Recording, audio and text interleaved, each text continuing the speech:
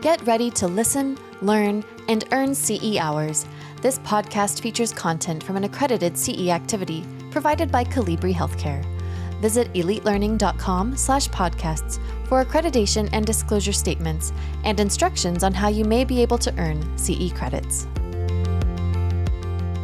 This is Dr. Candace Pierce with Elite Learning by Calibri Healthcare, and you are listening to our Elite Learning podcast, where we share the most up-to-date education for healthcare professionals.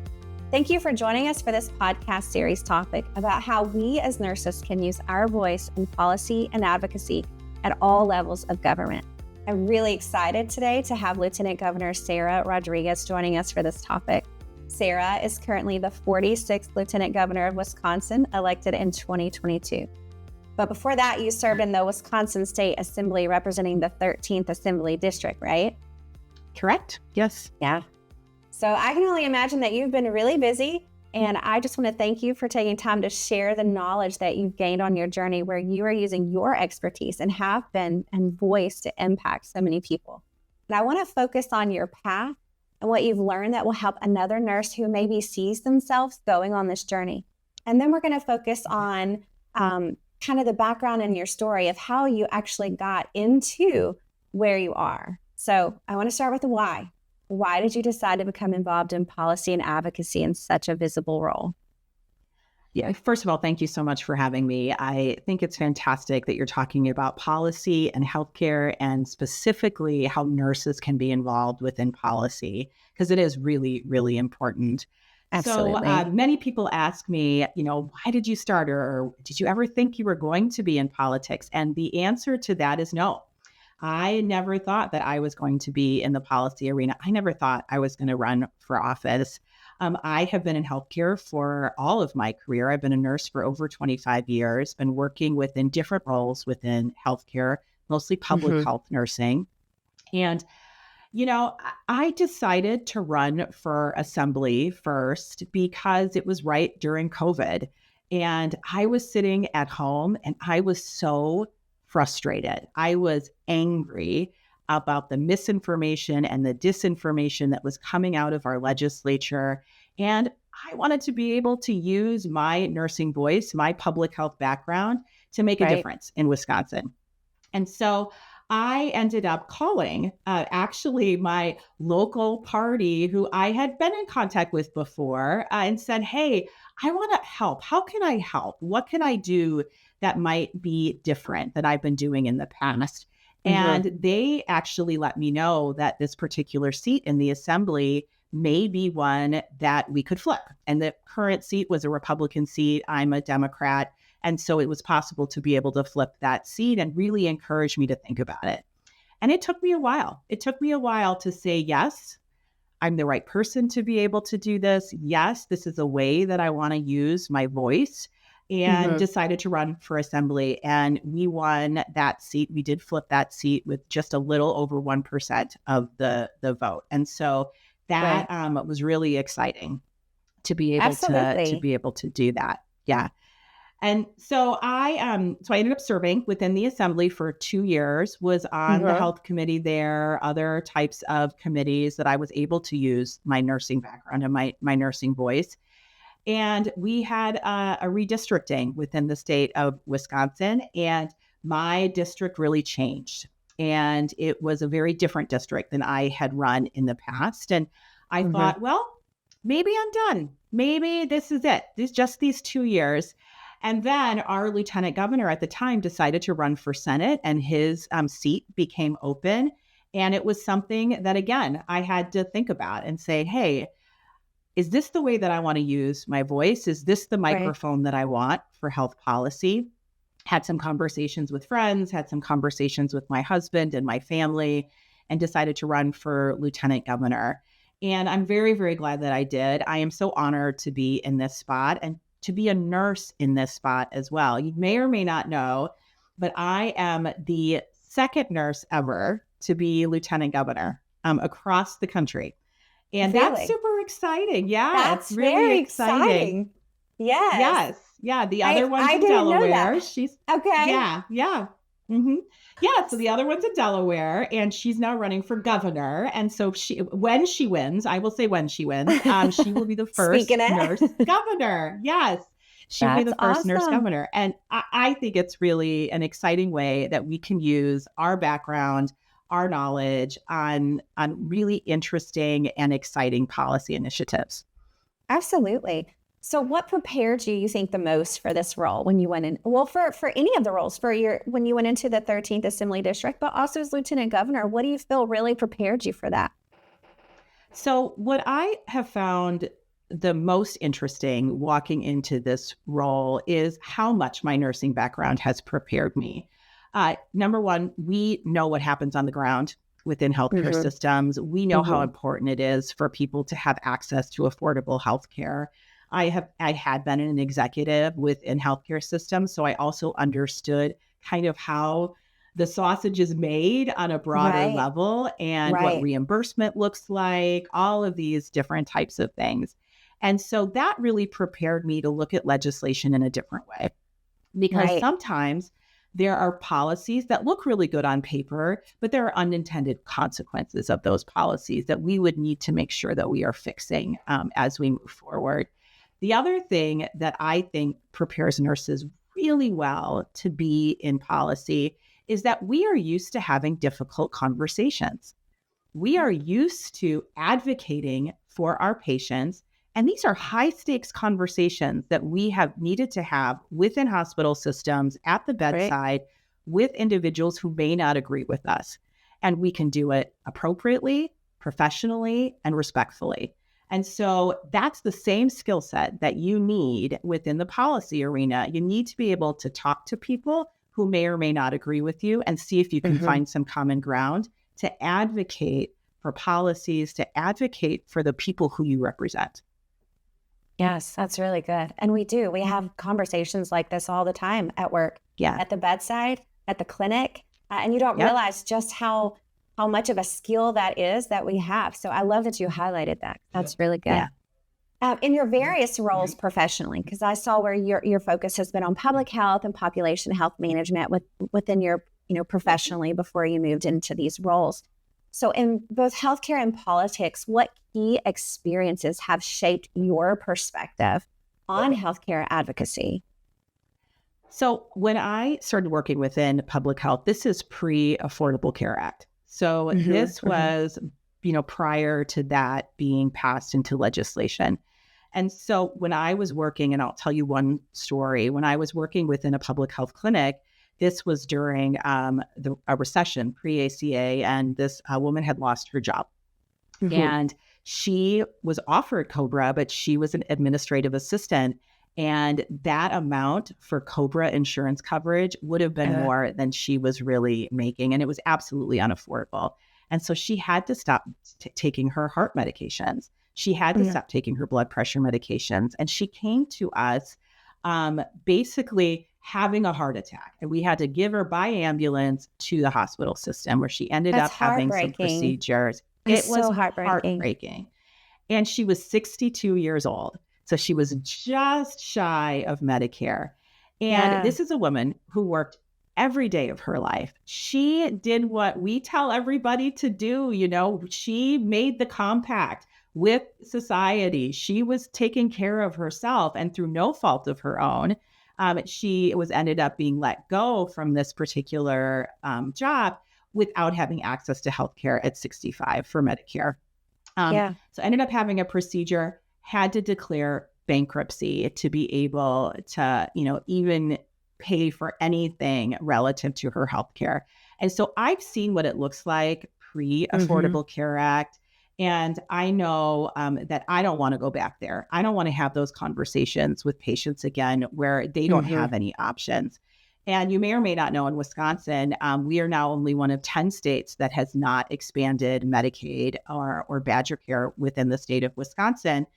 And it can be heartbreaking, those conversations that we have to have with individuals out there when there is a solution to what would be able to cover them. And we're not implementing it here in Wisconsin. And that's really frustrating. Yeah. And those are conversations that as nurses, we have them a lot Right. nationwide.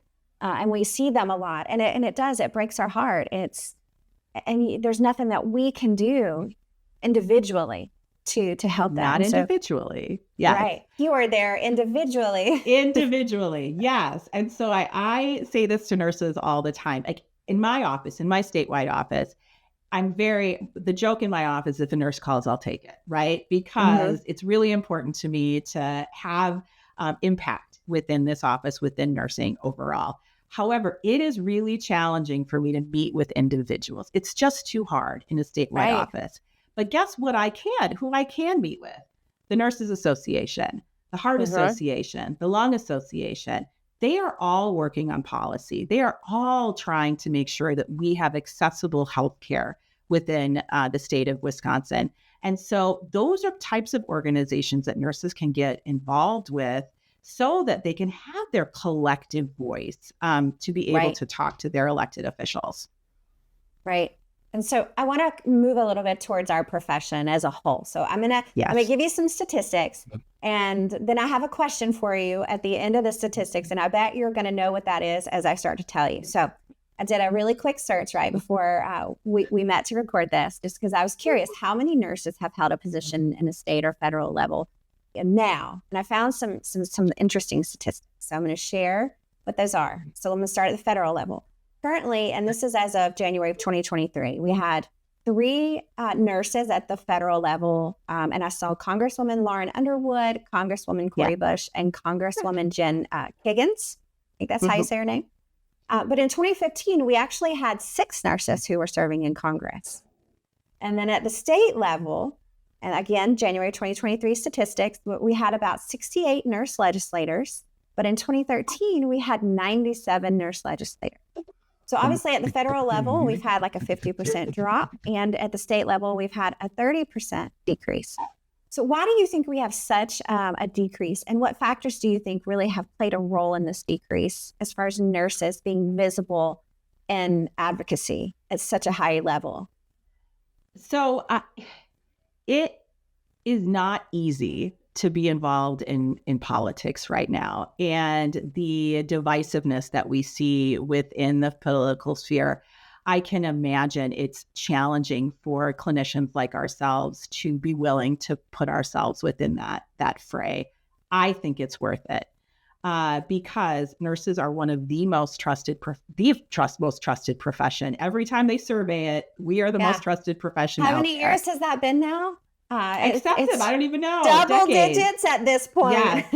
Yeah. maybe triple. Really, honestly, we are. And so, and probably who is the least trusted profession? Most likely a politician, right? But how can we lend our trusted voices to policy? How can we lend, our background, our skill set into policy, and to be able to really move things forward? That's what's really exciting to me. But with the divisiveness that we find in politics today, it is more challenging to be able to encourage people to run, and particularly to encourage women to run. And as we know, we are still a majority woman profession because the standards for women in politics is different than it is for men. We just have to acknowledge that. And it can be a whole lot more challenging for women to run in terms of the environment that we are in right now. But I still think it's worth it. I still think it's important because we have such an important skill set to bring to the table to really try to bridge that divide. We're used to doing that. We're used to having those difficult conversations. And so the skill set nurses bring to the table is just invaluable. Right. So as we're looking at this decline, kind of talking through it a little bit, we know that there are obstacles. We're mentioning those obstacles. And I think it's really important for those who are really starting their journey to know kind of what to expect and maybe even how to break through some of those barriers. So can you share some obstacles that you have faced or that you can see that in the future you're going to have to face and ways to break through some of the barriers that you've been able to break through?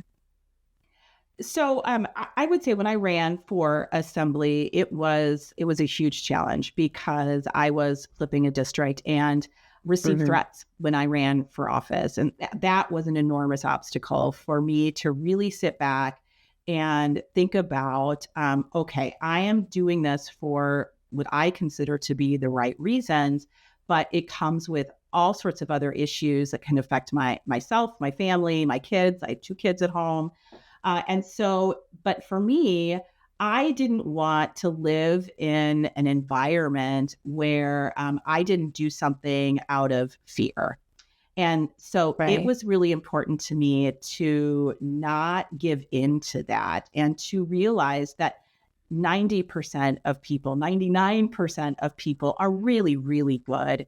And that we honestly agree on so much more than we disagree on. I happen to live in Waukesha County in Wisconsin, and it is a ruby red county. So if I didn't have Republican friends, I wouldn't have very many friends. And so again, I'm used to having those conversations, and I realize that there's so much more that unites us than divides us. And we cannot pay attention to a very loud minority who are creating this level of divisiveness. So that's really where I came from, is to get over that and to be able to know that I live in this community, I am part of this community, and I have enormous supporters in this community who are not going to allow that type of behavior to continue. But it is a challenge. So very few, we still have not achieved parity with women in politics. When I was in the assembly, actually, though, our Democratic caucus was majority women. Not the case on the Republican side. So we looked at it overall, it was about 2/3 men, 1/3 women. But in the Democratic caucus, which is smaller, we were majority women. Right now, the minority leader for the Democrats in the Assembly and the Senate within Wisconsin are both women and have been women. And so that was a really good place for me to be, to have some mentorship of what this looked like, and to see that women belong in these spaces because we bring perspectives that nobody else is going to bring to the table. Absolutely. So you really have kind of those 2 things going for you that are barriers, I think. And that is obviously female, because it is hard for females to really break into politics. But then also as a nurse, it's not a typical role that you see when you think of advocacy at the state and federal level. For me, I know I always look at those who have gone through the legal professions. That's usually who I see there, or top businessmen who've moved their way up there. But you don't see a lot of nurses, and you don't see a lot of women. So that's definitely 2 obstacles that you had to overcome. Are there any other obstacles that? I think, so there's a statistic out there, and it's really interesting, that says that oftentimes, and this is again within men and women, and again, we're a vast majority female profession, men often self-select to run for politics. They often say, yep, I have the skills to do it. I can do it. I really feel like I can. And I know where you're going with this. I've seen this. Know. Keep going. This is good. Women need to be asked to run. Yes. And they need to be asked an average of 6 times to say yes. Yes. Which makes me laugh. So, and when I talk to nurses and they say, well, I can't do what you're doing, Sarah. I was never an executive at a healthcare system. I didn't do and I was like, what you bring to the table is enough. It's enough. Your perspectives are enough. And you bring a valuable perspective. You don't need to have been an executive like me. You don't need to have multiple master's degrees. You don't need to have any of that.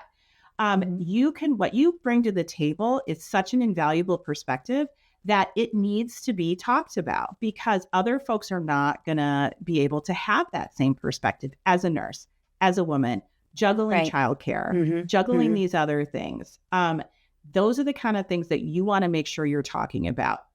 And what that looks like for the state of Wisconsin, what that looks like for folks who are, living all across the state, trying to juggle all of these different things at the same time.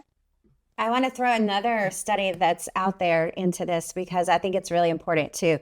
And that is a study between men and women. And it showed that men were more likely to apply for jobs and roles that they weren't actually 100% qualified for. Right. And women were more likely to read through that job description and disqualify ourselves and then we never apply for the role. So we would never know if we could do the job. So Right. I think that's huge, that we Yeah, need it to start is. saying, you know what, I can do this. Yeah. I can do it. You And can. do it. We need everybody. That's the thing. If all we have are lawyers who are politicians, you're going to get a very legal perspective. If all we have are business people who are politicians, you're going to get the perspective of a business owner. So if you want to have a perspective as a nurse, as a mom, as a community member, then you need to run for office, because nobody else is going to be talking about the things that are important to you. And so that's why it's so critical for nurses to run for office and for women in general to run for office. Absolutely. Can you share some examples from your experience that really highlight the impact nurses can have on shaping healthcare policies? Absolutely. So a couple of the areas that I worked on when I was in the assembly is I was the author on the Medicaid expansion bill. And we put it out there every year, and it doesn't get a hearing. But it is really important for us to continue to push this type of legislation forward. And when I'm talking about these things, I can give those examples. I can say, this is what's happening out there in the world because I've seen it as a clinician. And so that's a way that we can do things as nurses, as clinicians, to be able to highlight the impact of what we either do or do not pass as legislation. The other issue that often will come up is sometimes I was on the health committee, and sometimes they like to legislate how healthcare is delivered, whether that is restrictions on the type of healthcare that's delivered. And we are, as nurses, we are scientists, right? Yeah. And some of the questions I would ask within those committee meetings is, where's the evidence that you have that what you're proposing is evidence-based? Where are you getting this information from? What type of studies are you looking at? Are these randomized controlled trials? Are these something opinions? Are they opinions? Are these opinions? But you're trying to legislate how doctors or nurse practitioners take care of patients. You better have the data and the information behind it to be able to, solidify your position here. And oftentimes those questions would go unanswered. They didn't even have an idea of what I was talking about. And so then I had to explain to them, look, this is how clinicians make decisions. We make decisions based on evidence. We make decisions based on data. And what you're trying to propose here as legislation seems to have no basis in data. And so you're asking clinicians to put patients at risk with no evidence.